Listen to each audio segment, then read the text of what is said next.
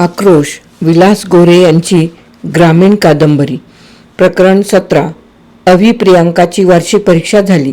परीक्षा झाल्यावर उन्हाळ्याची सुट्टी पडली. अवी आपल्या गावी मलकापूरला आला आणि प्रियांका आपल्या कोळे गावी गेली. आनंदरावही आपल्या कोळे गावातील घरी आले होते. आनंदरावाचा इंजिनिअरिंग कॉलेजात शिक्षण घेत असलेला मुलगाही उन्हाळ्याच्या सुट्टीत घरी आला होता. मुंबईला कापड दुकान चालविणारे आनंदरावांचे दोन भाऊही मुंबईतील कडक उन्हाळ्याच्या त्रासाला कंटाळून हवा पालट करण्यासाठी आपल्या खेडेगावी कोळे येथील घरी आले होते. चारी भावांच्या मुलाबाळांची घरात गर्दी झाली होती. घर कसं माणसांनी गजबजून गेलं होतं. सकाळची जेवणं झाल्यावर महिला मंडळी झाडलोट करून स्वयंपाकगृहात जेवणाची खरकटी भांडी घासायला लागली होती. घरातील पुरुष मंडळी बैठक हॉलमध्ये गप्पागोष्टी करीत बसली होती. आनंदराव बोलण्याच्या ओघात आपल्या भावाला म्हणाले, दादा, प्रियांका आता BA होईल. तिच्या लग्नाचा विचार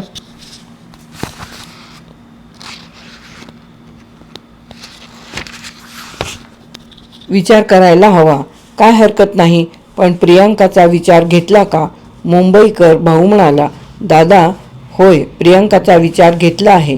मग एखादं स्थळ पाहिलंस? होय, माझ्या एका मित्राचा मुलगा आहे. चांगला शिकला आहे. तो इंजिनियर आहे.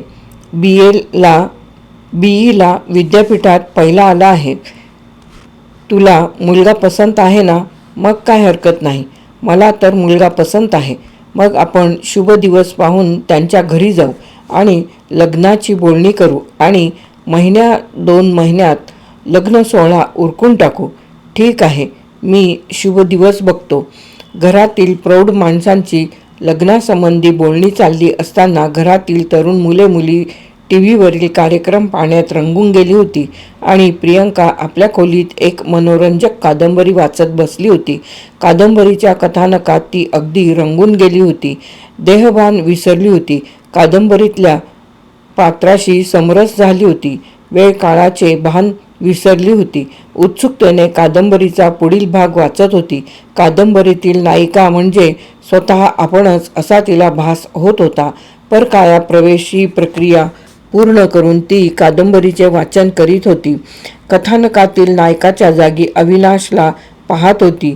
लेखकाने कादंबरीत नायक नायिकेचे निरामय प्रेम अत्यंत कुशलतेने रेखाटले होते. कादंबरीच्या वाचनाने प्रियांकाला होणारा आनंद जगातील सर्वश्रेष्ठ आनंद, अलौकिक आनंद होता. त्या आनंदाची जीवनातल्या दुसऱ्या कुठल्याही आनंदाशी तुलना होऊ शकत नाही. तो आनंद कादंबरीतल्या पात्राशी परकाया प्रवेश करून सदृदयतेने वाचन करणाऱ्या वाचकालाच उपभोगता येतो. तो पराकोटीचा आनंद बाजूला ठेवला. ती कादंबरीतील कथानकाचे चिंतन करू लागली.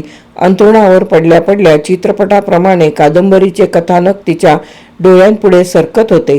कादंबरीतील सर्व प्रसंग डोळ्यांपुढे उभे राहत होते. तिला पुन्हा प्रत्ययाचा आनंद उपभोगायला मिळत होता. कादंबरीच्या दुःखांत शेवट वाचल्यावर तिच्या डोळ्यांतून अश्रुधारा वाहत होत्या. तिला कादंबरीतील सर्व घटना प्रसंग सत्यच भासत होते. हे सर्व काल्पनिक आहे याचा तिला विसर पडला होता. या कादंबरीतील कथानकाप्रमाणे अवीची आणि आपली ताटातूट झाली तर या विचाराने तिचे मन भयभीत होत होते. अंथरुणावर पडून 1 तास झाला तरी तिला निद्रा येत नव्हती. मन अस्वस्थ झाल्यामुळे सगळ्या शरीराची तगमग झाली होती. हे सगळे विसरण्यासाठी तिला लवकरात लवकर निद्राय व्हायचे होते. तिने झोपेची गोळी घेण्याचे ठरविले आणि आपले कपाट उघडून ती झोपेच्या गोळीचे पॅकेट शोधू लागली. झोपेच्या गोळीचे पॅकेट सापडल्यावर त्या पॅकेटमधून तिने एक गोळी बाहेर काढून घेतली. थंड पाण्याचा ग्लास घेतला आणि झोपेची गोळी प्राशन केली.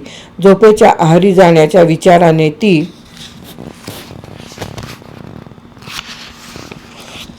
अंथरुणावर पडली. हळूहळू गोळीचा परिणाम होऊ लागला. मेंदू बधीर झाला. गोळीचा अंमल सुरू झाला आणि थोड्याच वेळात ती निद्रावश झाली आणि गाढ झोपेत तिला भयंकर स्वप्न पडले.